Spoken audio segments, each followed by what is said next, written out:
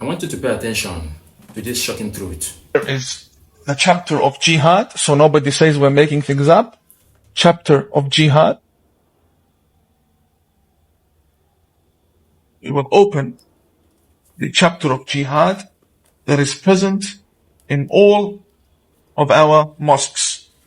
That I wish that I could be killed for the sake of Allah, then brought back to life, then killed, then brought back to life, then killed, then brought back to life, then killed once again, and then you go become a martyr and you go and you get your 72 virgins. And this is not something that we are just reading. This is not a magazine. This is Sahih al-Bukhari. The authentic. Sahih means authentic.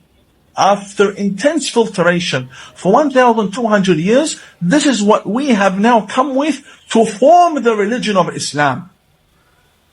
So when you see its non-stop attacks towards the West, you know why.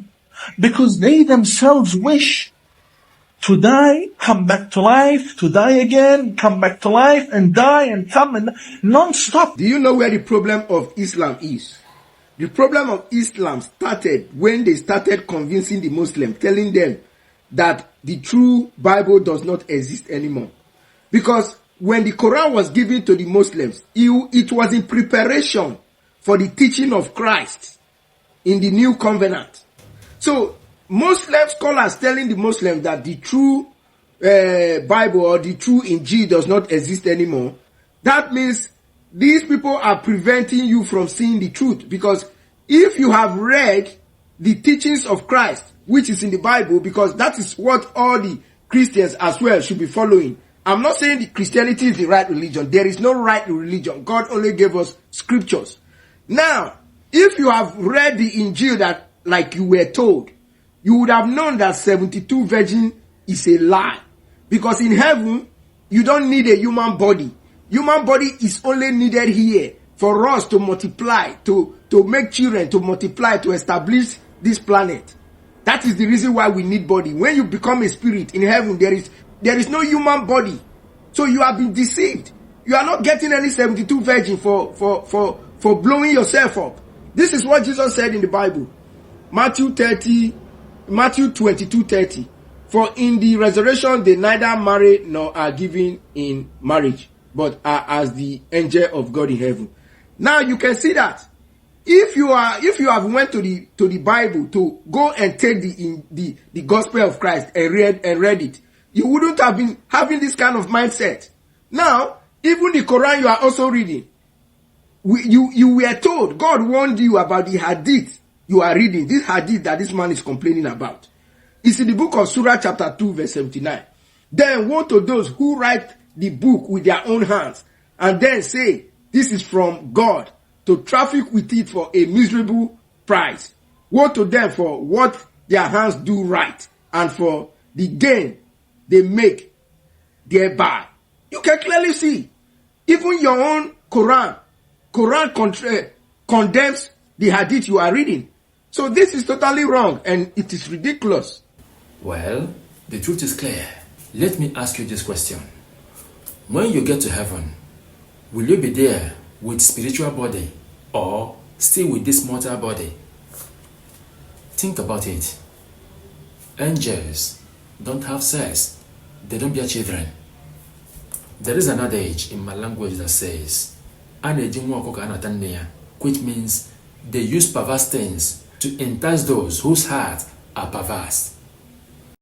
Muslims keep singing this song that Islam is a religion of peace, but this Muslim guy spoke the raw and bitter truth about Jesus Christ, about Muhammad, and about Quran that most Muslims are not bold enough and will never dare to talk about. Listen to him. I was born a Muslim. I think a lot of people that you know me from back in the day, my young friends from Bangladesh originally, where I grew up, even when I came to Canada and I grew up at my young early ages, I think a lot of you guys knew that I was Muslim. My family is very Muslim. You can tell by my name, Redwan, that I have an Arabic name, I have a Muslim name. And again, my family is Muslim. My mom is Muslim, my dad is Muslim, my uncles are Muslim. all my friends growing up were Muslim. And I just want to come out and give an open testimony that I gave my life to Jesus Christ. I gave my life to the Lord, and I left Islam behind. When I say what I have to say, this isn't because I grew up in a Christian family with Christian beliefs and that I just made this decision out of nowhere. As you know, in Islam, to leave Islam is the most disrespectful, disgraceful thing you can ever do as a Muslim, to your family, to your religion, to everything. So this isn't a decision I've ever made lightly. So when I come here and I profess that Christ is Lord, that's because I know what the truth is. Growing up, my family loved God. And I think that's what a lot of people who are Muslims, they do. They do love God. I genuinely believe Muslims, they love God. They have a genuine appreciation for God, and then they're seeking God, and they believe in their minds that they're following the one true God. And so my mom and dad and my family, they all had the same drive. They had that same love and the same appreciation for God. And that was also instilled in me. And at the time being, I thought Islam is the true religion, the religion of peace, and the religion of the afterlife and the truth. But as I've gone older and I have sought the truth because my heart was genuine about finding God, I want to ask you guys a question. I want to ask you guys to really think about your life and genuinely ask yourselves, do you believe in God, or do you just believe what you've been taught? Because a lot of you guys, you've been taught from a young age to believe whatever religion you've been in. And I'm speaking personally today about Islam because I used to be a Muslim. And you guys have stayed Muslim thinking that you guys are in the right religion. But how do you know that? You don't know a single sentence of what your book says, but you guys sit here and you think that you guys believe in Islam because that's the true religion of peace when you don't know what your book says.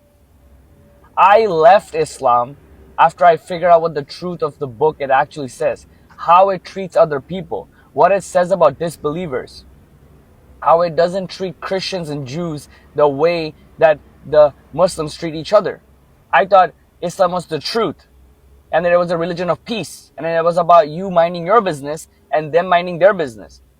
However, when you read the books, if you read the Quran, if you read your hadith, you will see how very clear it is that Muslims and everybody else is two different types of people, where Muslims are right and anybody else on the other side is your enemy. They're not on your side, and they're the worst of all creatures, and then they shall be executed massively. So a lot of people love to fight about the fact that, like Palestine's being bombed or whatever. I'm so out of this that I don't even know which country is which one, but the Muslim countries love to bring up videos and talk about victim mindset, about how their children are being bombed and they're having a hard time in their country, and they didn't ask for it. You've been asking for it for years. Muslim people have been fighting for years. When Islam spread by the sword, not by the word. Iran, Iraq, all of the Middle East, Egypt, all of these countries were Christian countries or Jewish countries. They were not Muslim countries. But you know what happened after Muhammad died? The sword kept spreading. The wars kept going on. And that's how Islam spread. Islam spread through violence. Islam did not spread through the word. Jesus Christ spread through the word. He was on the streets. He was sharing the truth. And just like the incident that just happened, how Charlie Kirk died, that's because he was sharing the truth. And we live in a generation today, if Jesus Christ came back and he lived among us, we would kill him again. We would crucify him again. Guys, I was born a Muslim, but I gave my life to Christ when I figured out He's the way, the truth, and the life. He's the truth. He's the truth, and you guys have been brainwashed, and you guys have been lied to believe that Muhammad is your way to heaven, Allah is your way to heaven. Muhammad is a false prophet. The man married a 6-year-old, but you guys don't talk about that. He married a child. He had 11 wives. He was a warlord. He was fighting against Christian, Jews, and everybody else. But we don't talk about that. We just pretend like Islam is a religion of peace. Now, I love my Muslim brothers and sisters. But the thing is, a lot of you Muslims don't even know what your book says. You read it in Arabic, and you think that you know the word when you don't. I was simply that ignorant as well. I was ignorant. I didn't know. I didn't know any better. So I believe what I was told. I genuinely thought Islam is the true religion of peace. I believed that. But then when you read into the books, you realize that's not the true religion of peace. But Jesus Christ was the religion of peace. He taught peace. He taught love. He taught love your neighbors, love your enemies. But Muhammad did not teach that. He did not teach you to respect other people, to respect Christians, to respect Jews, to respect non-believers, to respect pagans. No. He asserted violence, and he taught in very strict, straight up commands to commit violence. If you guys want to have a conversation about the truth, you guys want to defend Islam with me, have that conversation with me. I don't have a problem. My DMs are open for you. Text me. We can have a conversation. You and I, we can sit down, we can have a conversation. I can show you why I believe what I believe in. You can try and show me what you believe in. But at the end of the day, it's about sharing the truth. You know what? People might have different opinions. That gives you no right to kill someone. So I'm coming out today because, you know what? I haven't really spoke about this openly, but I'm going to speak about it openly now. I was a Muslim, and I gave my life to Jesus Christ, Lord and Savior. Why? Because I believe He's the truth. And you and I can sit down and have a genuine conversation about why you believe what you believe in and why I believe in what I believe in. But we're not going to sit here and play games and assert violence and fight each other and pretend like that's the way, the truth, and the life, because it's not. Let's have an open conversation. Let's try to find the truth. Let's find the middle ground. Let's see why the other person believes what they believe in. I gave my life to the Lord because when I looked into the books, when I looked into the evidence, when I looked into both perspectives, I cannot deny the crucifixion of Jesus Christ. Point one. Islam denies that Jesus Christ was ever crucified. If there's anything evidentially you can prove in the entire context of this planet, is that Jesus Christ died on the cross. You cannot unprove that by any context, any means. That literally itself is a contradiction from what Islam is saying. Islam is saying He never even got crucified. They come up with their own stories. They either say that somebody replaced Him, or somebody says that He was sent up to heaven. That's it. But they cannot admit that Jesus Christ was crucified. That in itself is already a contradiction. That raises up a lot of red flags. If you're evidentially telling me something is wrong, when there's multiple proofs for it, I have to immediately draw you're a false prophet. And obviously He denies the sonship. Obviously He denies the crucifixion. So there's a bunch of things that's wrong with it. And if you look at Muhammad as a role model today, you would not be able to live your life.